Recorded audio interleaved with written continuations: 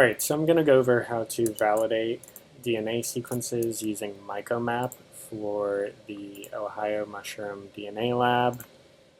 So we have our spreadsheet here, and I'm going to work on OMDL 12. So I'm going to go ahead and go to that project within MycoMap. I also have an iNaturalist observation open. I'm going to go ahead and create a filter view so that I can filter out just the ones I want to work on.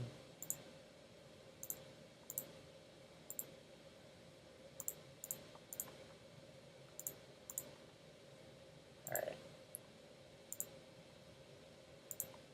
So now I'm just looking at the ones that are under my name that I haven't worked on yet. So over here in column D, we have the MycoMap number, or it's also the INAT number. And so I'll put it into this field here that says species name or record number within the project. And I'll hit refresh. I've also got it pulled up here on iNaturalist. Alright, so this one right here, this little box that says sequence, this is where you'll find the sequences, but it looks like all the sequences got trashed. So, and actually, yeah. So this one failed. So I'm just gonna go there and hit fail. Just for the heck of it, I'm going to put in the genus ID, and I will go on to the next one.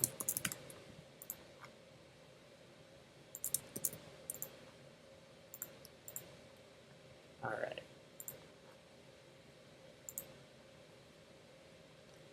So this one does have a sequence. You click the sequence box, so I'm going to open a link in the new tab, and what this does is it opens up the trace file page. So here we have the consensus sequence, and we have some information about it, the primers used, how many reads in consensus there are, and a link to the trace file. But over here on the right-hand side, we have the associated blast results. So I'm going to click on that. And, you know, looking at the observation, this is obviously a tiny mushroom that, based on the picture I have, there's not much information you can get out of it other than maybe it has gills. Alright, so it's coming back matching Mycena chlorizantha var chlorizantha. So at the top here we have the top 10 NCBI blast results, and this is going to be filtered by the percent identity. As you can see on the left-hand side, it doesn't go in perfect order, 1, 2, 3, 4, 5. You'll see number 24 here, and that's because it has a higher percent identity than what is number 4, or what would be number 4 if you just did an NCBI blast search, because NCBI blast automatically filters by query coverage. But then down here we have the local blast results. And so what MycoMap does is it blasts against everything within iNaturalist, Mushroom Observer. There's like a database from the AIM lab. There's also Danny Miller's database. And it also pulls in Unite sequences. So here we have one from North Carolina going under the name Mycena chlorizantha from North Carolina, and we have an associated iNaturalist observation with it. So I'm going to pull that up and see if it's possible that this is what we're looking at here. Okay. So we do have some tinies here. And so I'm inclined to say that this sequence goes to this observation, despite not having a good reference photo. But you'll notice it's only a 99.71% match. And so it looks like we have two base pair differences. So what I'm going to do is I'm going to go back to this trace file page. And I'm going to hit this assembly file and open it up in Eugene. And then I'm going to hit join sequences into alignment and open in multiple alignment viewer. Sounds great. I'm going to hit the save alignment button, export. Without doing that, it won't let me run an alignment. And when you're running an alignment, it probably doesn't matter which one you choose. I usually choose MAFT or muscle. But then so that takes all the individual reads and it aligns it. And so what I'll do from here is I'll search for this opening motif at the beginning of ITS1. And you'll notice that there's a split. So the top half of reads all contain this motif. And then at the bottom, it doesn't. So starting right here, I'll select all of these. And I'll go to Edit, replace selected rows with reverse complement. And so that just reverse complements everything. And then I'm going to realign with MAFT. And then research for agat kata. And you'll see everything is lined up nicely. So then I'm going to go back to the blast results, and I'm going to select the nucleotides surrounding the difference, and I'm going to paste it here. So in the alignment, our consensus got a T, and the one I'm comparing it to got a C. And so you can immediately see this, this position here is where the difference is. And clearly you can see there's what looks like an equal distribution of T's and C's. And if I run my cursor over the top bar here, you can see there's a 51% distribution of T's and a 42% distribution of C's. And you've got a couple G's and gaps. So that means it's appropriate for me to go in, and you can go to this trace file page, hit edit, and search for that motif where the difference occurs. And I can use the IUPAC codes, where C or T is Y. So this is the position of difference. I'm going to delete that T and enter a Y. And then I'm going to check down here as well at this other difference. And it looks like we have a solid T in this position where they had... Okay, so it looks like we basically had an extra T. We had 4 T's, they had 3 T's, they had 3 A's, and we had 2 A's. So it looks like we have a pretty solid 4 T's and 2 A's. There's a couple reads where there's 3 A's, 3 A's, but that's only 2 out of the however many reads we have. And you know, it looks like we have some where we have 3 T's, but I'd say the majority have 4 T's and 2 A's. So I'm not going to change this second point of difference. I'm just going to hit save.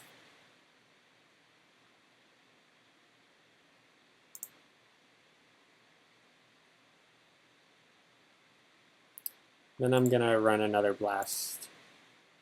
MycoBlast search.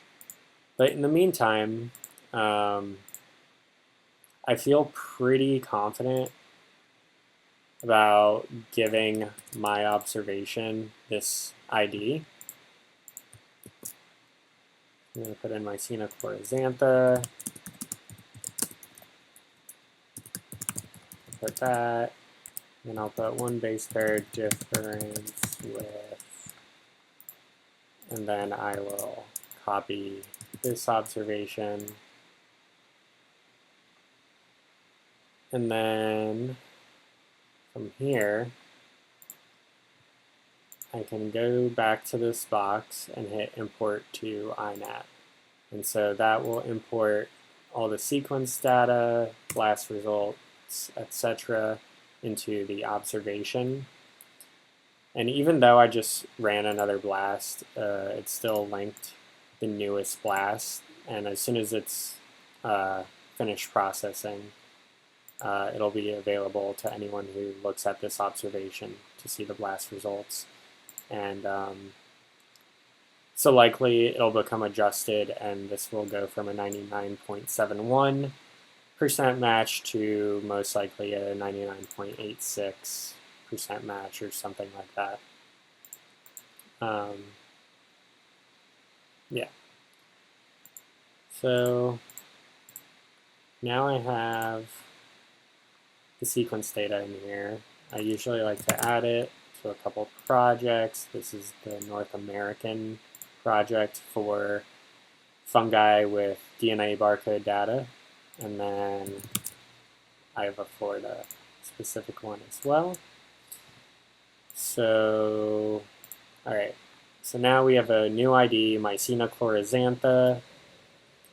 So I'm going to go back here, and just so I can change the ID in MycoMap, I'm going to go to the right-hand side where it says refresh external data, and I'm going to hit that.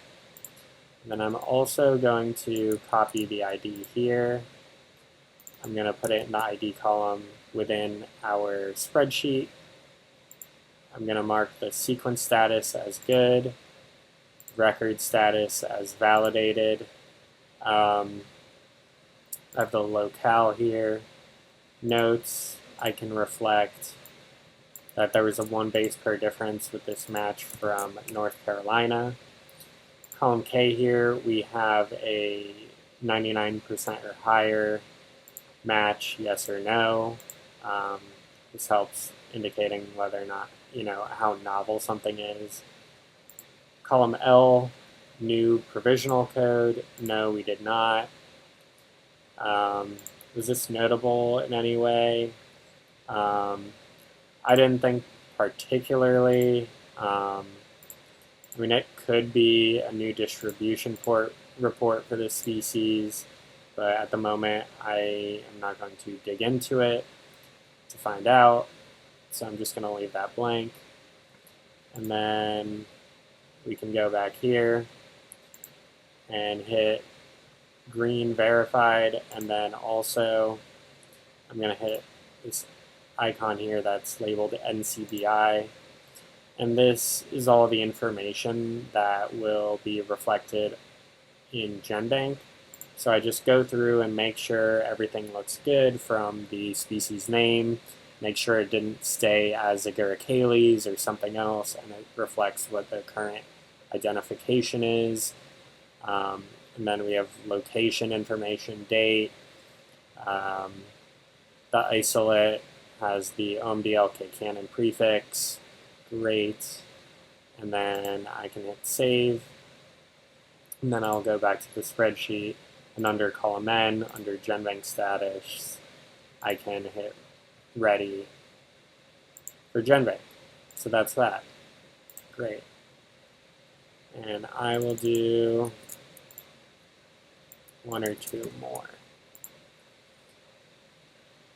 Again, pull up the iNaturalist, pull it up here in MycoMap, and this field's a little tricky. You have to paste it in and then click outside the box so that this blue bubble appears, and then you can scroll down and hit refresh.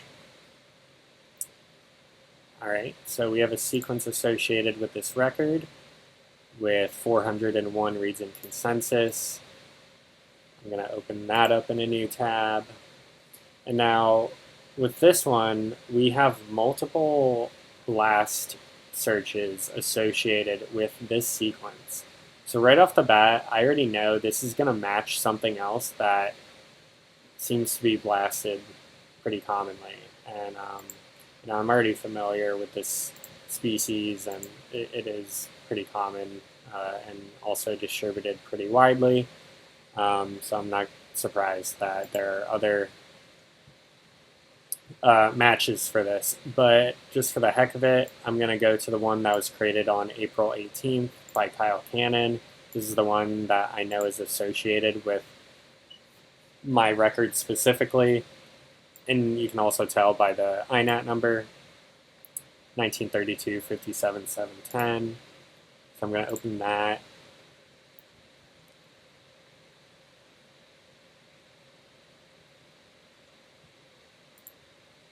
Sometimes while I'm waiting, I'll look at the photos.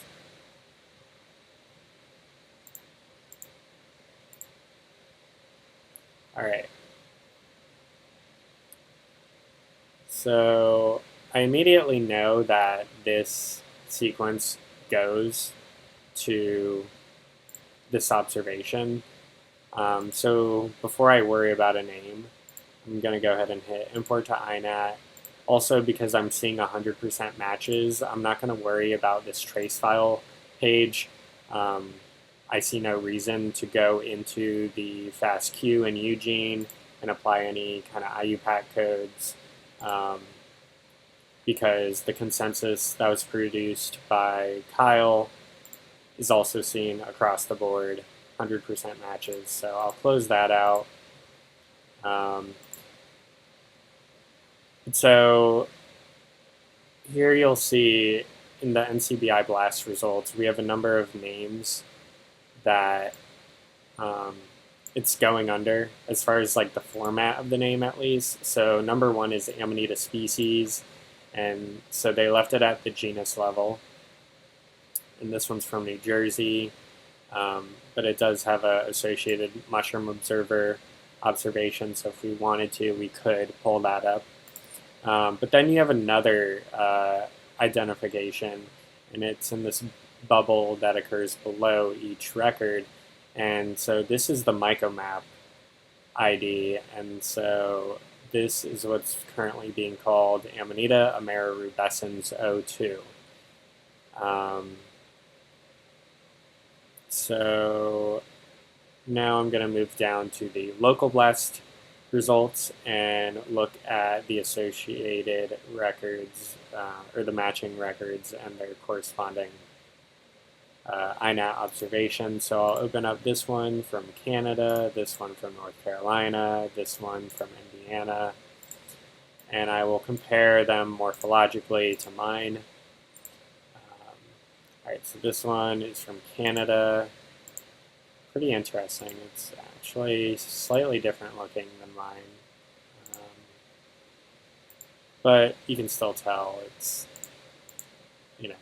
it seems like the same species. There's just some morphological variation. I'm going to open a couple more just for the heck of it.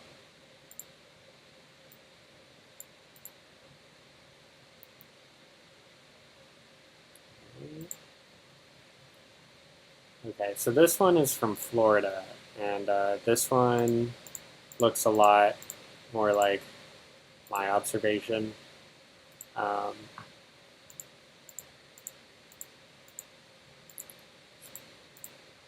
that's pretty reassuring. Okay, that obviously isn't the correct thing. Okay, so I feel good about applying this name.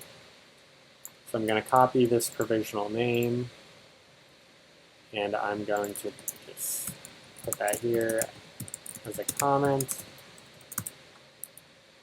And then I'm also going to go over to the observation fields where now the sequence data has been populated.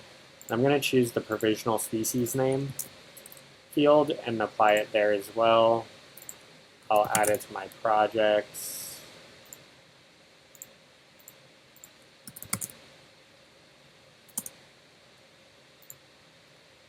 But the reason I apply the name to the provisional species name field is because this is a temporary code for this species, and it's not something I can select within iNaturalist.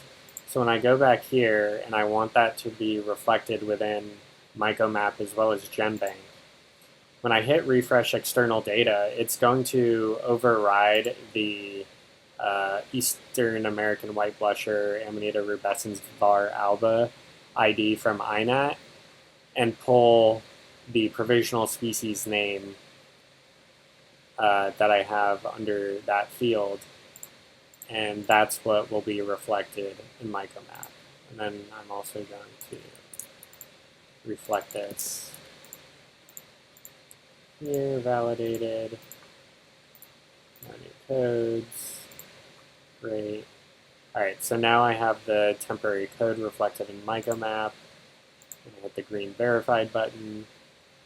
You can see it's been reflected for GenBank. So that all looks good, and I'll hit save. And now I can move on to the next. All right.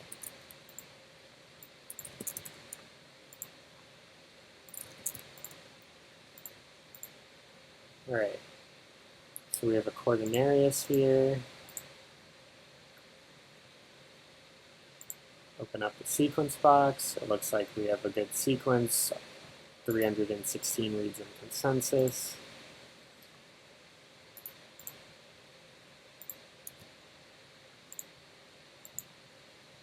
Get a good look at the morphology.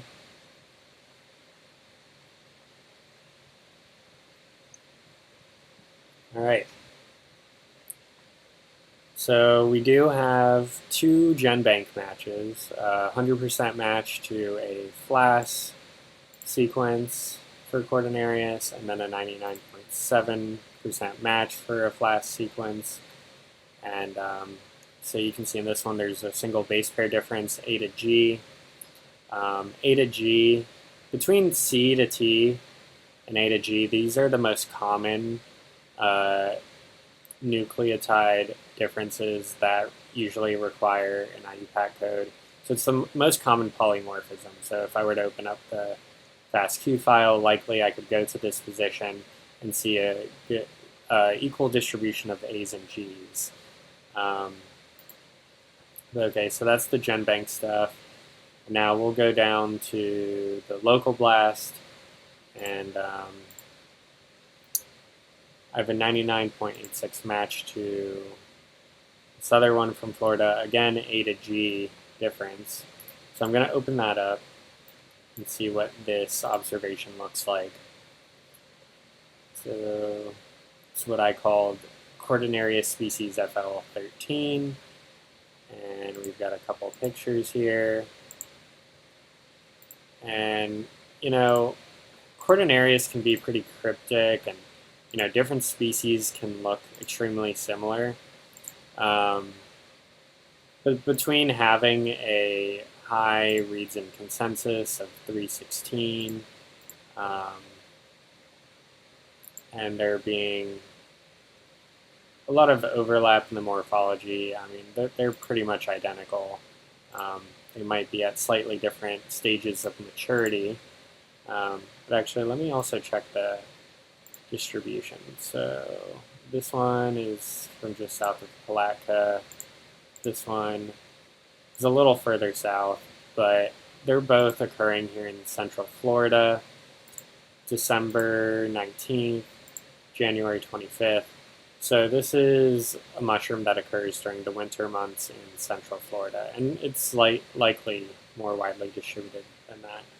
But I am going to go back and look at the FASTQ file for this and inspect that single nucleotide difference, the A to the G. save it, align it. I will highlight the nucleotides that follow the difference. And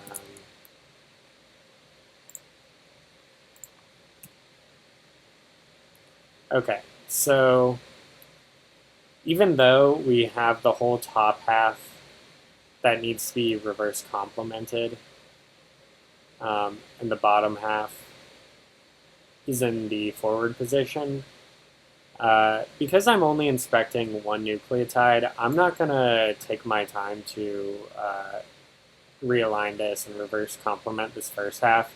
I'm just going to pretend that first half doesn't exist, and I'm going to look at, oh boy, I'm just going to look at this position where the difference is. So G, AAA, C, G, AA, G, G, AA, you know, you can kind of tell that this position has a pretty equal distribution of A's and G's. And I'm sure if I reverse complemented the whole top half of this FASTQ file, it would reflect the same. So I'm going to go back, make sure I have the right motif selected, and I'm going to replace. So I applied this name to this observation. I applied the IUPAC code. I'm going to do a new blast. I'm going to import the sequence data.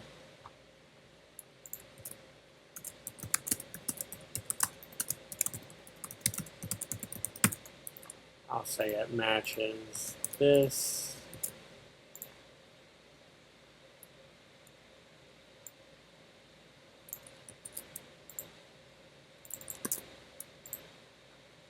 I'll refresh here so I can pull the provisional name in. I will add it to the project.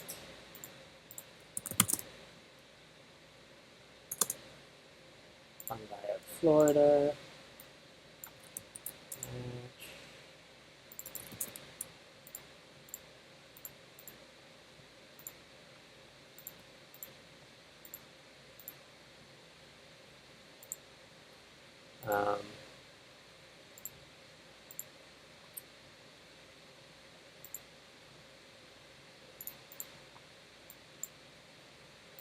Okay. So great. I can now prep it for GenBank. I have the temp code reflected here. Save. Ready. And yeah, that's pretty much it. And then we have some other columns as well. So O, sequence correction. This is if you look at the FASTQ file and the consensus sequence produced by NG species ID is incorrect. This usually happens with lower RIC reads. And if you find that, you know, it put out a G instead of an A, or created like a multi-base pair indel that doesn't exist in the FASTQ file, and you need to correct that, then you can select that box to indicate that you made a correction to the sequence. But yeah, that was just a quick little overview of the validation process for Ohio Mushroom DNA Lab.